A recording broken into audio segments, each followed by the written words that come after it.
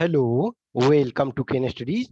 CAPF AC 2021 में जो APR हो रहे हैं उनके लिए एक इम्पॉर्टेंट टॉपिक है। टॉपिक इन द सेंस कि ये ब्रॉड स्पेक्ट्रम है कि 30 इयर्स ऑफ एलपीजी रिफॉर्म्स। ये आपका पेपर टू में बहुत ज्यादा इंपॉर्टेंट है और ऑल्सो एक आध क्वेश्चन पेपर वन में भी आ सकता है। और जो इंटरव्यू 2020 का देने वाले हैं उनके लिए भी ये इम्पॉर्टेंट है। जो 2020 में इंटरव्यू देंगे उनके लिए भी ये काफी इम्पॉर्टेंट है। देखो, जस्ट इमेजिन करो, आज आपके पास पैसे हैं, जो कुछ चाहो खरीद सकते हो। इनफैक्ट आज के डेट में क्या है कि मेजोरिटी ऑफ सेक्टर में एक्सेप्शन कुछ सेक्टर हैं, लेकिन मेजोरिटी ऑफ सेक्टर में देखोगे कि सप्लाई अधिक है, डिमांड कम है। फॉर एग्जांपल मान के चलो कि यदि आप क्लॉथ्स कपड़े खरीदने जाते हो, तो क्या कोई दुकानदार जनरली कहता है कि हमारे पास कपड़े नहीं है? वो एक आप लेने जाओगे तो बोले एक आधा और ले लीजिए ना। लेकिन इमेजिन करो 30 इयर्स बैक, तो ऑब्वियसली आप लोग नहीं थे 30 इयर्स बैक में जो प्रिपरेशन कर रहे हो सीएपीएफ का, तो वो नहीं थे उस समय। अब अपने फादर से पूछो, ग्रैंडफादर से पूछो कि एक एलपीजी सिलेंडर लेने के लिए आपको मिनिस्टर से, सेंट्रल मिनिस्टर से अप्रोच लगाना पड़ता था और उसके बाद भी आपको नहीं मिल रहा है। आज क्या है, उज्ज्वला योजना के तहत हर को गैस सिलेंडर दिया जा रहा है और ऑल पीपल ऑलमोस्ट देखो कि जो एवरेज पीपल हैं, कुछ एकदम पुअरेस्ट ऑफ पुअर हैं, उसी के घर में इस समय नहीं है, अदरवाइज सबके पास है।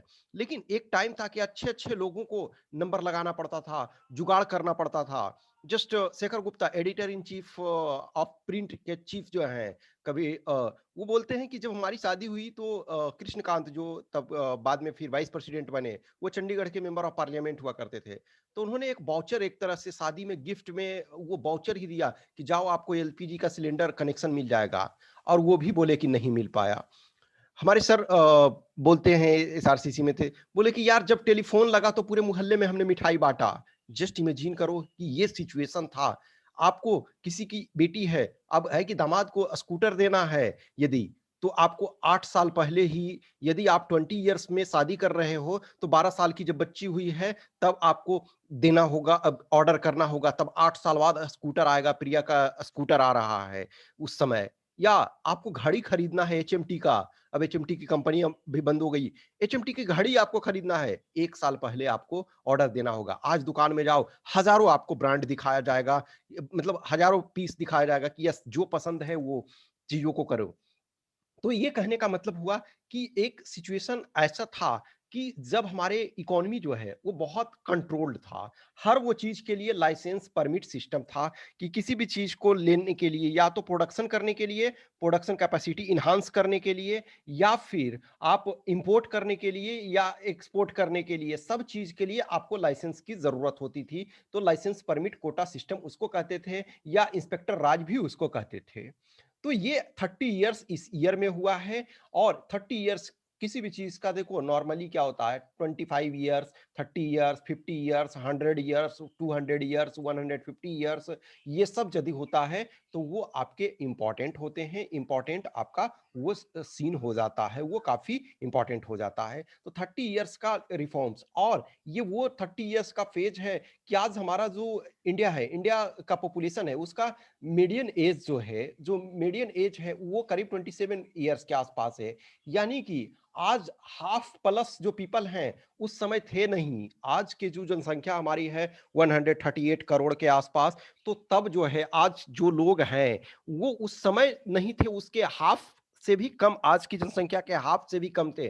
तो एटलीस्ट एक क्या होता है कि किसी चीज को जब हम करते हैं, देखते हैं, तो उसको री लुक में देखना पड़ता है। ए लॉट ऑफ टाइम देखो डिस्कस डिबेट होते रहता है कि ये है, हमने ये किया, हमारी पार्टी ने ये किया।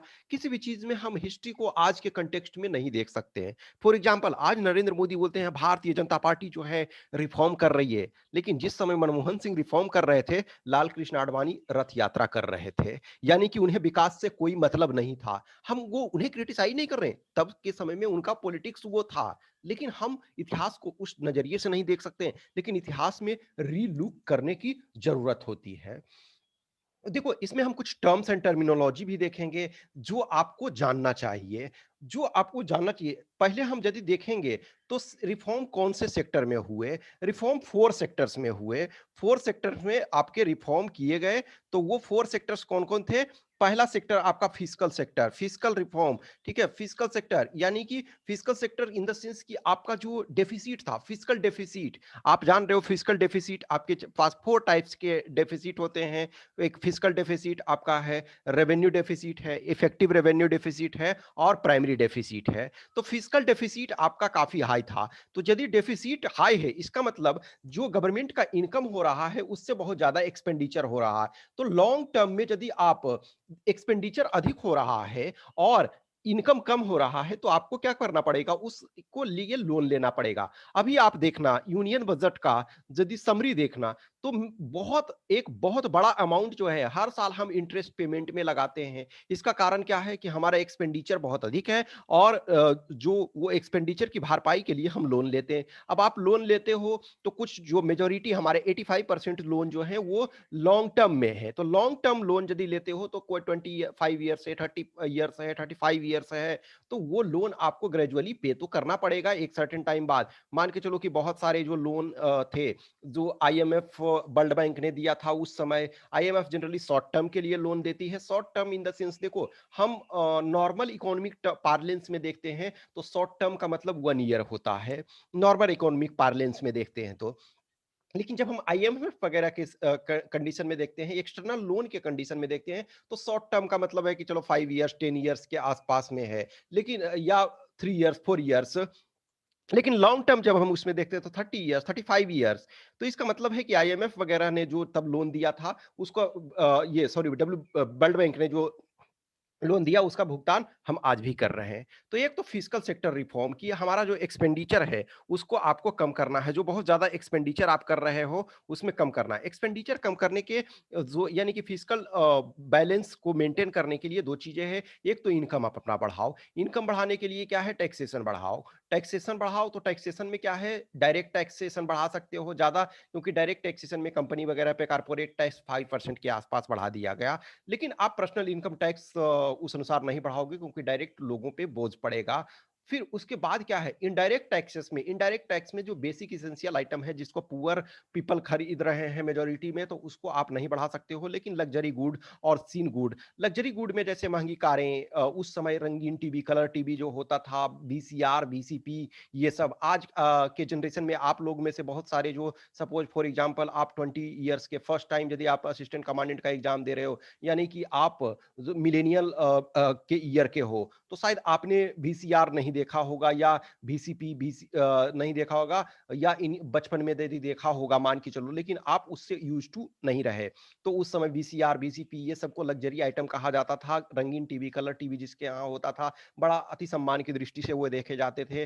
फिर कार वगैरह, स्कूटर, बाइक, ये सब लग्जरी आइटम है, तो उसमें से जो उस समय के लिए लग्जरी माना जाता था, आज के डेट में this all things are normal. तो उस पर टैक्सेशन लगाना। और सीन गुड्स देखोगे हर बजट में सिगरेट, ये अल्कोहल, ये सब पे जो है हमेशा एक तरह से टैक्स बढ़ाया जाता है, ठीक है ना?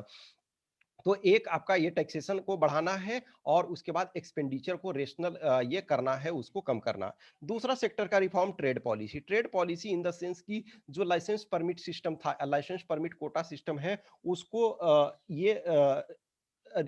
रिफॉर्म करना। और जो आपका ट्रेड हो रहा है, तो जो इंपोर्ट ड्यूटी आप लगा रहे हो, तो इंपोर्ट ड्यूटी को लिबरलाइज करना, और उसके बाद इंपोर्ट ड्यूटी लिबरलाइज करना और एक्सपोर्ट को भी प्रमोट करना। तो इंपोर्ट और एक्सपोर्ट को ये बढ़ाना, वो उसमें से प्रॉपर हर चीज के लिए यदि कोई कुछ मंगवा रहा है फॉरेन से, तो हर चीज के लिए लाइसेंसिंग की जरूरत नहीं है। तो ये ट्रेड पॉलिसी में रिफॉर्म। तो पहला फिजिकल पॉलिसी रिफॉर्म, दूसरा ट्रेड पॉलिसी रिफॉर्म, तीसरा आपका इंडस्ट्रियल पॉलिसी। इंडस्ट्रियल पॉलिसी में जो है आपका मैन्युफैक्चरिंग सेक्टर है उसको बूस्ट करना और सर्विसेज सेक्टर को बूस्ट करना, ठीक है? तो इंडस्ट्री को बूस्ट करना और फिर बाद में सर्विसेज को भी बूस्ट करना। फिर उसके बाद पब्लिक सेक्टर रिफॉर्म, चौथा जो रिफॉर्म है पब्लिक सेक्टर रिफॉर्म।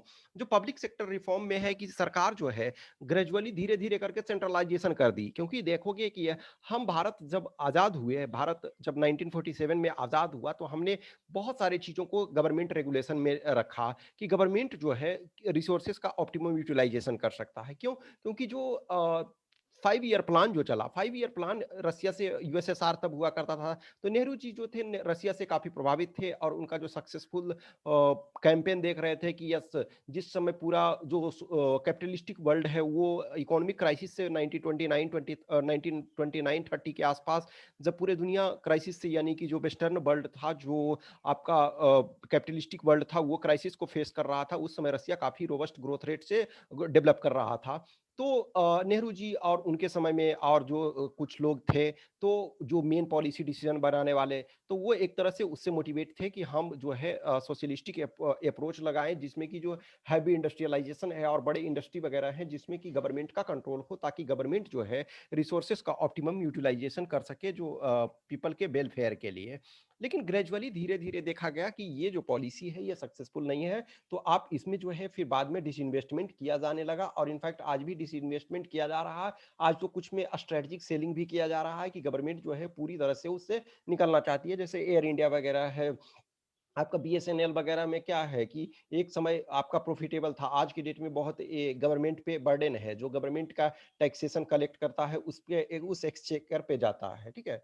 तो ये कुछ चीजें है कि फोर सेक्टर में आपको रिफॉर्म ये जानना है। देखो जो इसमें है कि आपको डायरेक्ट शायद ए से नहीं आ सकता है, हो सकता है कि डायरेक्ट भी इसमें आ जाए, संभावना है डायरेक्ट का भी, लेकिन आपको इसमें जानना चाहिए। इसमें प्रॉपर तरीका से डायरेक्ट में नहीं आता है, तो इनडायरेक्ट एटलीस्ट आपको हर हाल में ये यूज करने के लिए आएगा। अब देखो, तो ये प्रश्न उठता है कि क्या हम रिफॉर्म जो है एलपीजी रिफॉर्म, जिसको राव मनमोहन सिंह रिफॉर्म भी कहते हैं, देखो इसका क्या है एलपीजी रिफॉर्म, हम तीनों टर्म को डिफाइन करेंगे। एलपीजी में लिबरलाइजेशन, प्राइवेटाइजेशन एंड ग्लोबलाइजेशन। तो एक तो इसको एलपीजी रिफॉर्म कहते हैं, एक इसको राव मनमोहन सिंह रिफॉर्म कहते हैं। राव मनमोहन रिफॉर्म, ठीक है, MMS reform, Rao Manmohan Singh reform, या फिर वॉशिंगटन रिफॉर्म इसको कहते हैं, ठीक है, वॉशिंगटन रिफॉर्म कहते हैं, ठीक है।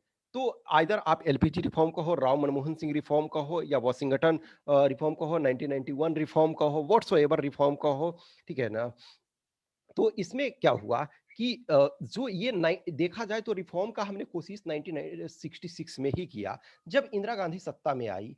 तो देखोगे कि 1964 में 27 ऑफ मई 1964 को जवाहरलाल नेहरू जी का डेथ हो जाता है। उसके बाद गुलजारी लाल नंदा जो है शॉर्ट टर्म के लिए वो एग्जीक्यूटिव प्राइम मिनिस्टर बनते हैं, कार्यकारी प्रधानमंत्री बनते हैं।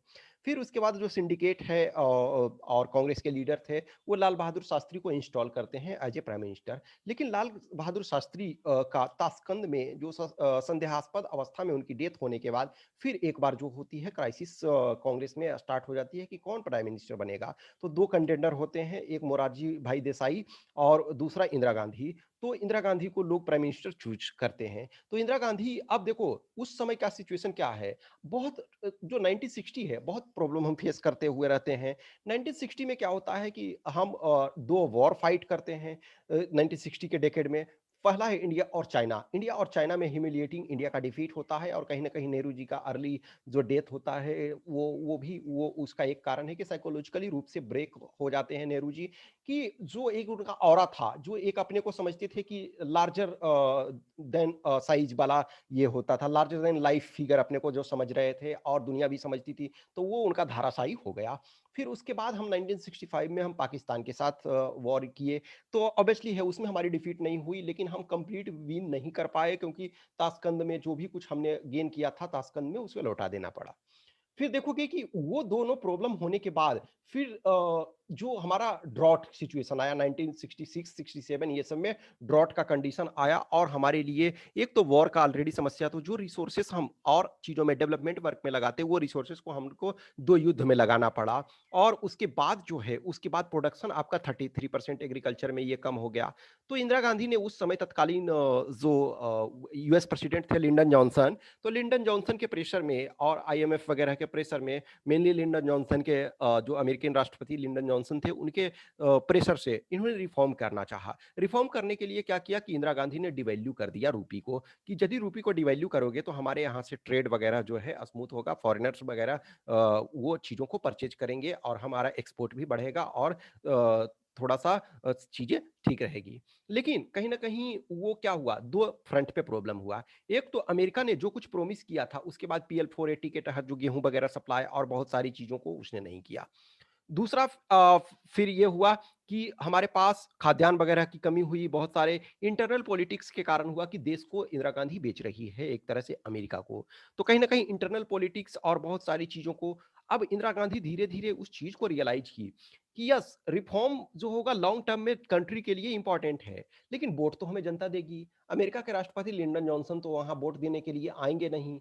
अब वोट यहाँ कौन देगा? पुअर देगा। और पुअर को जिस समय ये लगा कि ये देश को बेच रहा, पुअर को क्या चाहिए कि यस, हमें 2 जून की रोटी मिलनी चाहिए।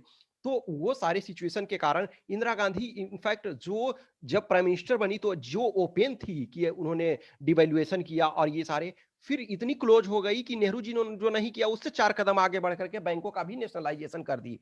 यानी कि 1980 तक करीब-करीब जो हमारा, फिर उसके बाद 1977 में देखो जनता पार्टी की सरकार आई, वो तो और भी सारी चीज़ों को, कुछ चीज़ों को प्रीवियस कांग्रेस गवर्नमेंट में अलाउ भी किया गया था, जैसे आईबीएम वगैरह, जो आईबीएम जो लैपटॉप वाली कंपनी है, मीन्स ये आईटी कंपनी है, सॉफ्टवेयर वाली कंपनी है, हार्डवेयर वाली कंपनी है, उसको फिर कोका कोला ये सबको सेंड कर दिया बाहर, ठीक है? जॉर्ज फर्नांडिस तब इंडस्ट्री मिनिस्टर हुआ करते थे। तो 1980 तक एक तरह से आप कंप्लीट सेंट्रलाइजेशन कर लेते हैं।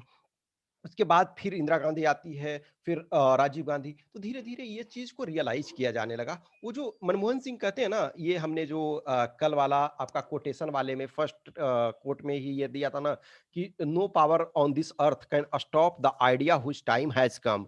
तो जिस आइडिया का टाइम आ चुका है, आप उसको नहीं रोक सकते हो। मनमोहन सिंह अपने वो रिफॉर्म वाले स्पीच में स्टार्ट में ही ये कहते हैं। तो ग्रेजुअली राजीव गांधी वगैरह उन्होंने उन्होंने कोशिश किया, फिर उसके बाद विश्वनाथ प्रताप सिंह, चंद्रशेखर, ये सब भी कोशिश किए, लेकिन इनकी सरकार अल्पमत में थी और इनके पास प्रॉपर बेस नहीं था, तो ये कुछ नहीं कर पाए। लेकिन चंद्रशेखर और विश्वनाथ प्रताप सिंह ने कोशिश की थी और उसके बाद जो मौका मिला, फुल टर्म 5 इयर्स गवर्नमेंट हुआ, तो वो 91 में नरसिम्हा राव जो प्राइम मिनिस्टर बने और मनमोहन सिंह जो है वो आपके फाइनेंस मिनिस्टर बने।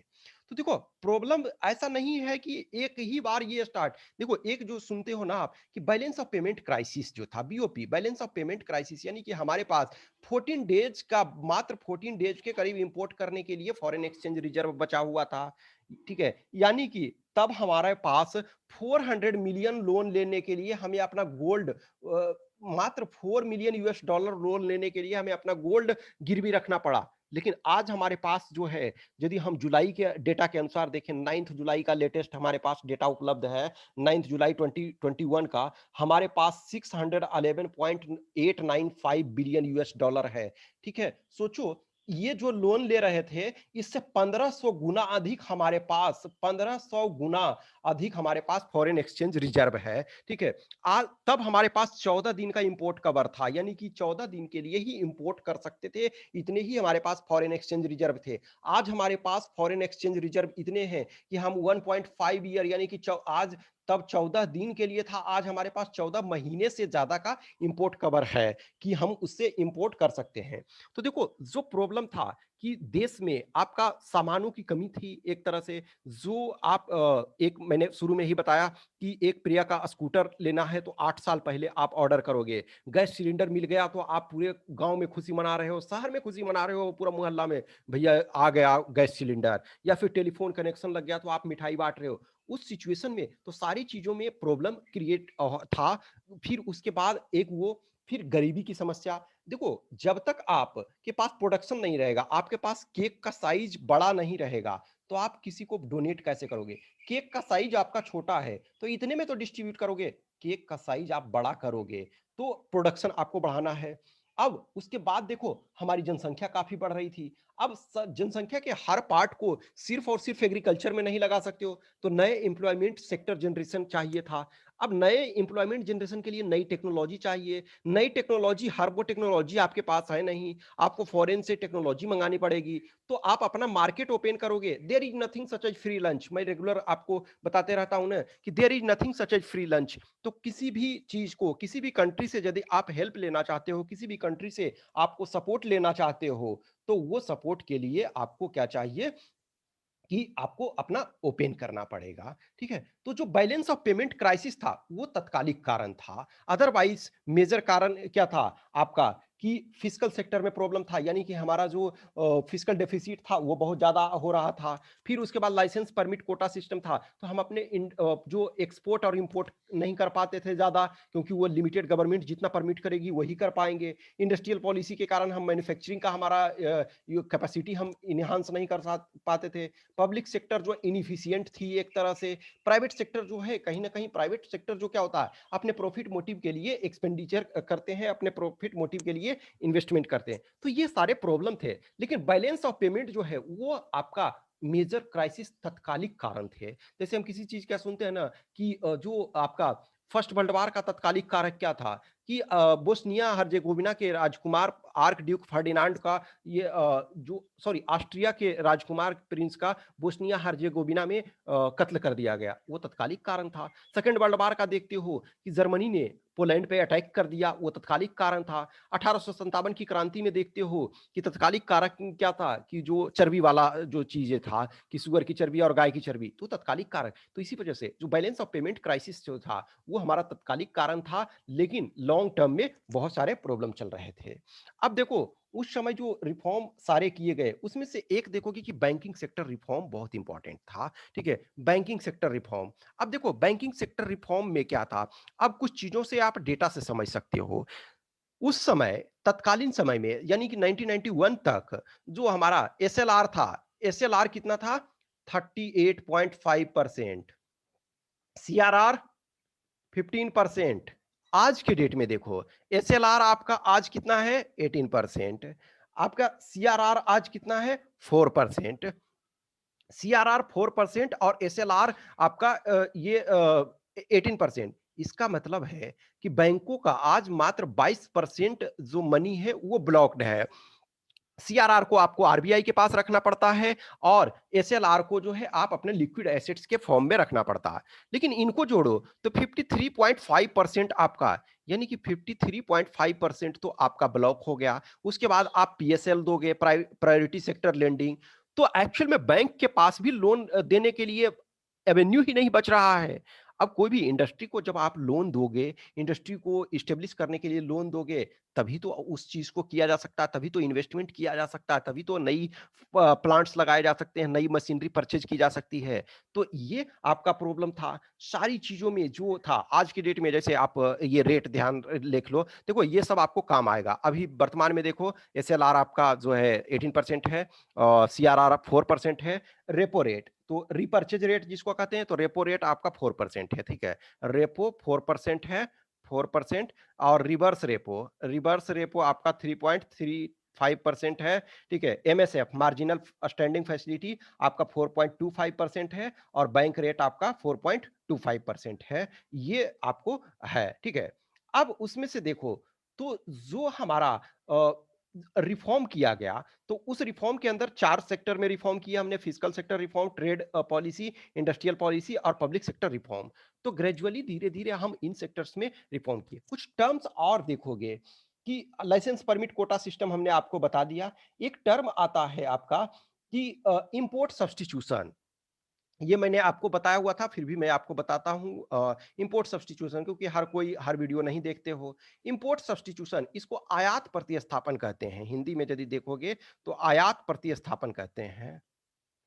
इंपोर्ट सब्स्टिट्यूशन का मतलब देखो, जो हमारा न्यूली इंडिपेंडेंट इंडिया 1947 में जब भारत आजाद हुआ, तो हम नहीं चाहते थे कि किसी भी चीज पे, हर वो चीज पे फॉरेन कंट्री पे डिपेंडेंट रहे। यस, कुछ जो इसेंशियल चीज थी जैसे petroleum, for example 83% petroleum requirement आज भी हम इंपोर्ट से उसको पूरा करते हैं, क्योंकि हमारे पास पेट्रोलियम रिजर्व बहुत कम है। और जो भी है तो उसमें धीरे धीरे करके प्रोडक्शन हो रहा है, नई जगहों को खोज किया जा रहा है, सेल गैस वगैरह ये सारी चीजों पे भी हम वर्क कर रहे हैं, सेल ऑयल पे भी हम वर्क कर रहे हैं। लेकिन आज भी हम 83%, तो ये क्या है, पेट्रोलियम, ऑयल, पेट्रोलियम ये सब इसेंशियल आइटम है। तो हमने आयात प्रतिस्थापन, इंपोर्ट सब्स्टिट्यूशन की पॉलिसी अपनाई हुई थी।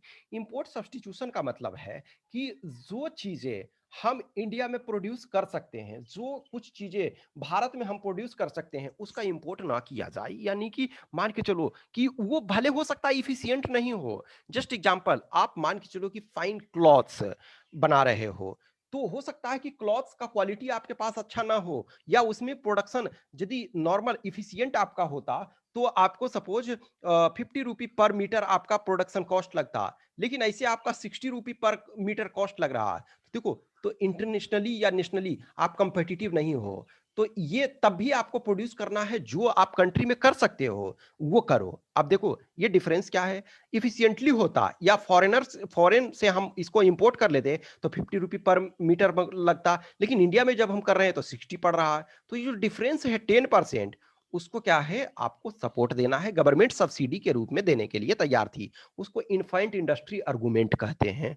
इन्फाइंट इंडस्ट्री आर्गुमेंट, ठीक है, इन्फाइंट इंडस्ट्री आर्गुमेंट, यानी कि जो इंडस्ट्री अभी आपने लगाया है उसको सपोर्ट की जरूरत होगी। बच्चा जब एक छोटा होता है तो उसको जॉनसन एंड जॉनसन, आप तेल का मालिश करते हो ना, रगड़ रगड़ के तेल लगाते हो। जॉनसन एंड जॉनसन नहीं है तो सरसों का तेल ही रगड़ के उसको गर्मा गर्मा करके लगाते हो, ताकि उसका क्या है, बॉडी मजबूत हो।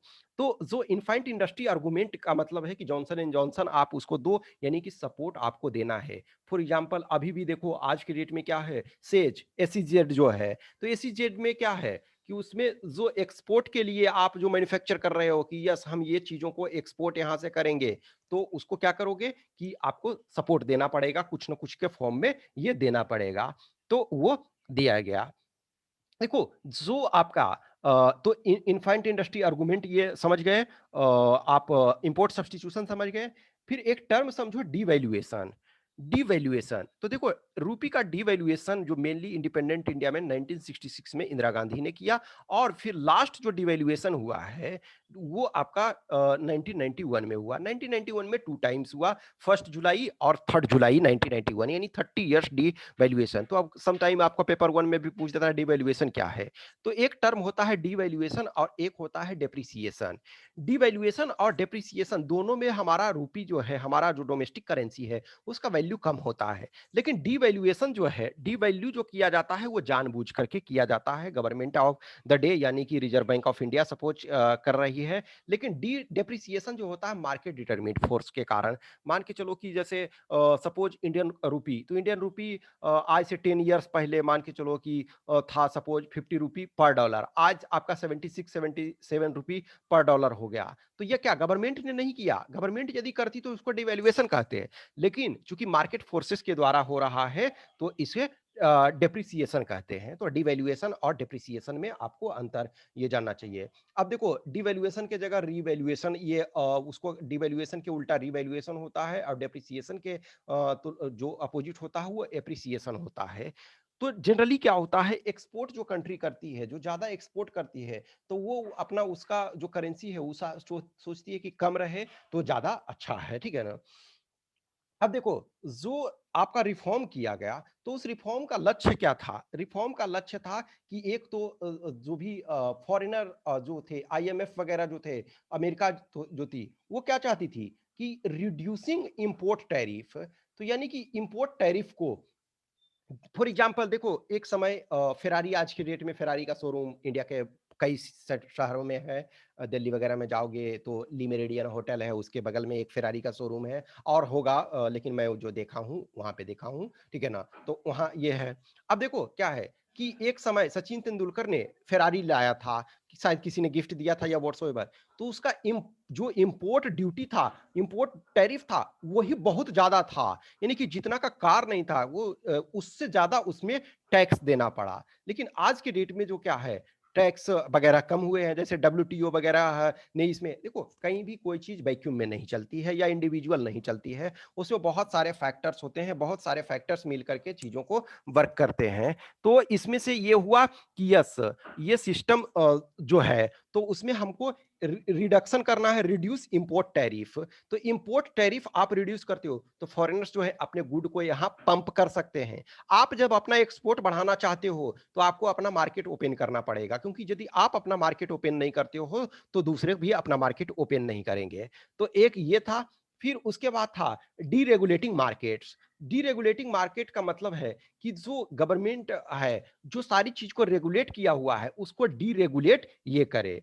फिर उसके बाद था रिड्यूसिंग टैक्सेस, तो जो टैक्सेस है उसको रिडक्शन करना।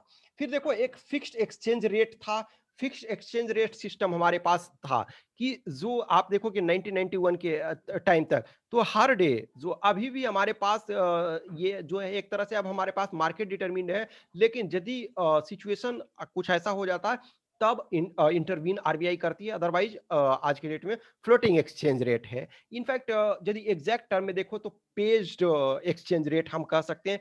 पेज्ड एक्सचेंज रेट का मतलब है कि नॉर्मल केसेस में आपका जिसे मार्केट चल रहा है चलने दिया जाए, लेकिन बहुत ज्यादा फ्लक्चुएशन होता है, बहुत ज्यादा वोलेटिलिटी आती है, तब जो है सेंट्रल बैंक आपका इंटरफेयर करती है। तो इनका जो लक्ष्य था कि रिड्यूसिंग इंपोर्ट टैरिफ, डीरेगुलेटिंग मार्केट्स और रिड्यूसिंग टैक्सेस, ये डिमांड था। अब देखो बेसिक हमने जो बताया कि एलपीजी एलपीजी के तीनों टर्म को आप देखो तो एलपीजी लिबरलाइजेशन, लिबरलाइजेशन का मतलब है कि जो आपने स्ट्रिक्ट पॉलिसी रखी हुई है, स्ट्रिक्ट चीजों को रखा हुआ है, उसको लिबरलाइज करना है। उसको मान के चलो कि अब ऐसा नहीं है कि सारे इंडस्ट्री, फॉर एग्जांपल पहले मेजोरिटी ऑफ जो सेक्टर थे वो गवर्नमेंट सेक्टर में थे, अब उसमें क्या है थोड़े से लिबरल करोगे, कि लिबरल करोगे इन द सेंस कि अब प्राइवेट सेक्टर भी उसमें पार्टिसिपेट कर सकते हैं। देखो प्राइवेटाइजेशन, पार्टी प्राइवेट प्लेयर को पार्टिसिपेशन, हम उसको प्राइवेटाइजेशन नहीं कहेंगे एज सच, लेकिन प्राइवेट पार्टी को भी इन्वॉल्व किया जाए उसमें, तो वो लिबरलाइजेशन है। जैसे फॉर एग्जांपल हम कहते हैं ना कि इंडियन रेलवे गवर्नमेंट सेक्टर का है, लेकिन हम धीरे धीरे स्टेशन के कुछ पार्ट को या स्टेशन को कुछ धीरे धीरे किसी सेगमेंट को हम प्राइवेट सेक्टर को एक तरह से पार्टिसिपेट उसमें भागीदार बना रहे हैं, तो वो लिबरलाइजेशन है। या फिर आप जो ये कर रहे हो कि गवर्नमेंट का कंट्रोल रहेगा लेकिन कुछ शेयर आप प्राइवेट सेक्टर को बेच रहे हो, वो लिबरलाइजेशन में आ रहा। जो लाइसेंस परमिट कोटा सिस्टम है उसको एबोलिश करना, ये आपका लिबरलाइजेशन में आ रहा है। तो लिबरलाइजेशन का मतलब है कि रूल्स को लिबरल करें ताकि जो है प्राइवेट प्लेयर और आपके अदर जो हैं वो पार्टिसिपेट कर सकें। और फिर जो गवर्नमेंट का पीएसयू भी है, जैसे आपने देखा 3 कैटेगरी के गवर्नमेंट की पीएसयू भी होती हैं, ये महारत्ना, नवरत्ना और मिनी रत्ना। तो जैसे जैसे महारत्ना हो रहा है, नवरत्ना हो रहा है, मिनी रत्ना, तो ग्रेजुअली इनको भी आप फ्लेक्सिबिलिटी दे रहे हो, इनको भी थोड़ी सी ऑटोनॉमी दे रहे हो कि जो महारत्ना है उनके पास सबसे अधिक ऑटोनॉमी है, नवरत्ना है उससे थोड़ी कम ऑटोनॉमी है, और मिनी रत्ना है उससे थोड़ी कम ऑटोनॉमी है। ठीक है, तो ऑटोनॉमी आप दे रहे हो, क्यों? क्योंकि यदि ऑटोनॉमी देते हो तो उसके जो मैनेजिंग डायरेक्टर हैं, हेड हैं, वो थोड़ा सा अच्छा डिसीजन, उनके बोर्ड जो है वो बेटर तरीके से, अब हर वो चीज के लिए गवर्नमेंट बोलोगे कि हर डे टू डे एक्टिविटी के लिए हमारे पास आओ। अब गवर्नमेंट ऑफ इंडिया के जो भी सेक्रेटरी वगैरह हैं वो इतने बिजी होते हैं, और जितना अधिक ज्यादा जगह पे आप फाइल जाएगा वहां करप्शन के चांसेस उतने ज्यादा ये होंगे। तो इन सारे चीजों के लिए लिबरलाइज किया गया। ठीक है, अब प्राइवेटाइजेशन, प्राइवेटाइजेशन का मतलब है कि किसी कुछ सेक्टर ऐसे हैं जिसमें प्राइवेट सेक्टर को प्रॉपर तरीका से अलाउ करा जाए कि आप 100% उसमें ये कर सकते हैं। जैसे फॉर एग्जांपल रिलायंस इंडस्ट्री जो है, जो प्री एलपीजी इरा में ही स्टार्ट हुआ था, आपका धीरू भाई अंबानी ने किया था, लेकिन जब एलपीजी रिफॉर्म हुआ उसके बाद इसमें काफी सुधार हुआ, काफी उसमें से सुधार हुआ। तो हम प्राइवेटाइजेशन का मतलब है कि देखो, एक तो है कि मान के चलो कि गवर्नमेंट सेक्टर जो स्ट्रेटेजिक सेलिंग वगैरह करती है कि यस कंपनी हमारी ये है, इसमें हम स्ट्रेटेजिक सेलिंग कर दे रहे हैं, यानी हम अपनी पार्टिसिपेशन जो है उसको कम रखेंगे, तो वो भी प्राइवेटाइजेशन है। और प्राइवेट सेक्टर को 1991 में 18 सेक्टर को छोड़ करके, 18 सेक्टर को छोड़ करके, यानी कि 18 ऐसे क्षेत्र थे जिसमें गवर्नमेंट का कंट्रोल रहा, बाकी में सब में जो है, तो वो 18 क्या है, स्ट्रेटेजिकली जो इंपॉर्टेंट थे, जो कंट्री के पॉइंट ऑफ व्यू से इंपॉर्टेंट थे, उन 18 को ये कर दिया गया। अब जो है ऑलमोस्ट जो है सारे सेक्टर में प्राइवेट सेक्टर को अलाउ किया जा रहा है। फिर है ग्लोबलाइजेशन। ग्लोबलाइजेशन का मतलब है कि आप अपने कंट्री में से एक्सपोर्ट भी करेंगे, वो भी फ्री रहेगा, और इंपोर्ट करने के लिए ये आप ये फ्री रहेंगे। ठीक है, तो ये मैं समझता हूं कि कुछ चीजें थी शॉर्ट्स में जो कि आप एलपीजी रिफॉर्म के बारे में आपको जानना था। एलपीजी के उसके 30 इयर्स हुए हैं, तो पेपर 2 में आपको आ सकता है, और पेपर 1 में भी डायरेक्ट क्वेश्चन आ सकता है। और जो इंटरव्यू के दे रहे हो 2020 वाले जो इंटरव्यू जो भी होगा, जब भी मान के चलो कि सितंबर में हो सकता है, ठीक है ना, तो जब भी आप इंटरव्यू में जाओगे तो ये आपको जानना चाहिए, ये जानोगे तो बेटर रहेगा। ठीक है, कुछ भी क्वेश्चंस, क्यूरी, डाउट ये सब रहेगा तो आप देखो कमेंट बॉक्स में अपने डाउट्स वगैरह जो भी बताना, या फिर हमें इस व्हाट्सएप नंबर पे भी पर्सनल कोई वो है तो आप इससे संबंधित 8527146498 पे आप बता सकते हो, या टेलीग्राम नंबर पे बता सकते हो। यदि आप लोग के पास कुछ डाउट्स होगा, कुछ पॉइंट्स होंगे कि यस इनको डिस्कस करना है, तो मैं स्पेसिफिकली उनका एक जैसे 5-7 डाउट होगा, तो यदि मैं उसको सेपरेट वीडियो में डिस्कस कर दूँगा। जो भी 240 प्लस मिशन 240 प्लस हम जो चला रहे हैं टारगेट 30 डेज़ में, तो उसमें जो भी पेड सब्सक्राइबर बनना चाहते हैं, जो भी पे करके उसको पूरा बंडल को लेना चाहते हैं, तो आप इन नंबर पे संपर्क कर सकते हैं और जिन्हें भी टेस्ट देना है वो भी इन नंबर पे संपर्क कर सकते हैं या टेस्ट डायरेक्ट यहाँ से भी परचेज कर सकते हैं। Okay, I hope you enjoyed this session. यदि अच्छा लगता है तो लाइक करें, कमेंट करें, अपने दोस्तों के साथ शेयर करें और यदि हमारा चैनल अब तक सब्सक्राइब नहीं किया है तो प्लीज प्लीज सब्सक्राइब करें। देखो कहीं भी मोटिवेशन, जितने अधिक लोग रिस्पॉन्ड करते हैं, जितने अधिक लोग वीडियो को देखते हैं, जितने अधिक लोग का कमेंट होता है, उतना मोटिवेशन मिलता है। अब जस्ट इमेजिन करो कि जब कोई भी चीज़ स्टार्ट होता है तो जीरो से ही होता है। जब मैंने एक तरह से यूट्यूब में देखा जाए तो जब मैंने केन स्टडीज को यूट्यूब पे लॉन्च किया था, तो ऑब्वियसली है कि बहुत कम सब्सक्राइबर थे। आज कहीं न कहीं 5000 प्लस सब्सक्राइबर हो गए हैं। तो जितना ज़्यादा होंगे, जितना ज़्यादा लोग देखते हैं, जितना ज़्यादा लोग उसको मुझे कमेंट करते हैं, लाइक करते हैं व्हाट्सोएवर, तो उतना ये खुशी होता है। Okay, thank you.